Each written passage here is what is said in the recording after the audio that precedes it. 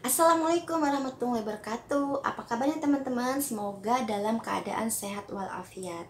Di video kali ini aku mau berbagi ke teman-teman cara menghilangkan bau mulut. Cara ini aku rangkum dari Dr. Jaidul Akbar. Teman-teman bisa follow akun Dr. Jaidul Akbar ya, biar bisa dapat info kesehatan yang lebih lengkap.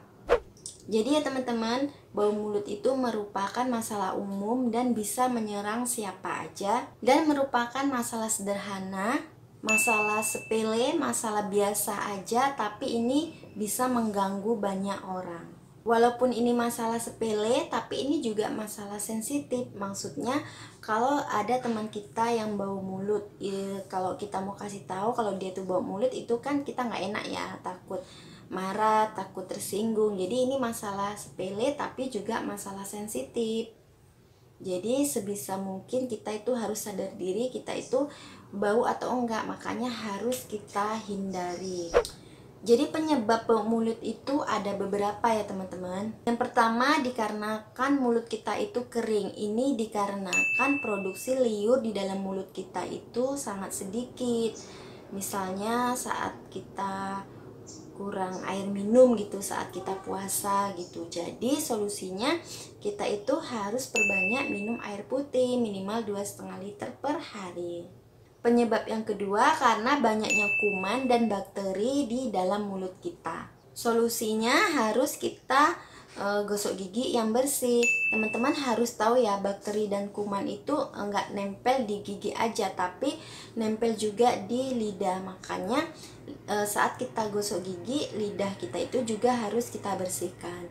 Caranya kita bisa bersihkan dengan alat khusus. Kalau nggak ada juga kita bisa menggunakan belakang dari sikat gigi kita, bukan brushnya ataupun benda-benda keras lainnya. Takutnya nanti kalau kita memakai benda yang keras bisa merusak indera perasa di lidah kita. Penyebab yang ketiga karena kita terlalu sering mengkonsumsi makanan yang bersifat asam. Ingat ya teman-teman, makanan yang bersifat asam, bukan makanan yang rasa asam. Makanan yang rasa asam itu belum tentu bersifat asam. Misalnya jeruk nipis, itu rasanya asam, tapi saat masuk ke dalam perut kita itu berubah menjadi bersifat basa. Ini sangat baik untuk pencernaan kita. Sedangkan makanan yang bersifat asam itu belum tentu rasanya asam. Misalnya nasi putih, selain bersifat asam, ini juga gulanya tinggi. Kedua, gula putih, jengkol, pete, durian, minyak goreng. Tapi minyak goreng ini bukan minyak kelapa ya, karena kalau minyak goreng kelapa itu bagus. Dan banyak lagi makanan yang bersifat asam. Jadi kalau kita terlalu banyak makan makanan tersebut, makan makanan yang bersifat asam tersebut, maka tubuh kita itu menjadi asam. Alhasilnya kita jadi bau mulut, pipis kita bau, BAB kita bau, keringat kita bau.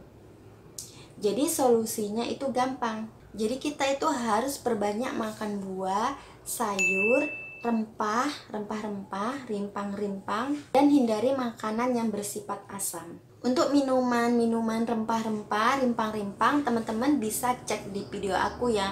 Aku udah banyak share tentang minuman resep JSR. Teman-teman bisa lihat resep JSR. Misalnya minuman jeruk nipis, minuman jahe, kunyit, lada. Teman-teman bisa diselang-seling minum minuman JSR. Teman-teman bisa cek di video aku. Penyebab yang selanjutnya itu karena pola hidup kita itu nggak sehat. Misalnya kita malas gerak, suka begadang. Jadi solusinya itu kita harus olahraga rutin. Jadi olahraganya itu nggak mesti olahraga berat ya. Kita jalan-jalan di pagi hari aja udah bagus.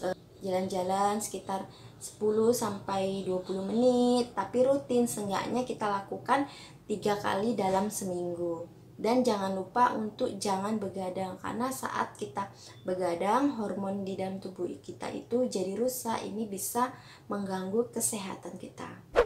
Oke teman-teman, itulah cara mengatasi bau mulut dengan mudah ya, tapi agak sulit kalau kita nggak mau rutin melakukannya.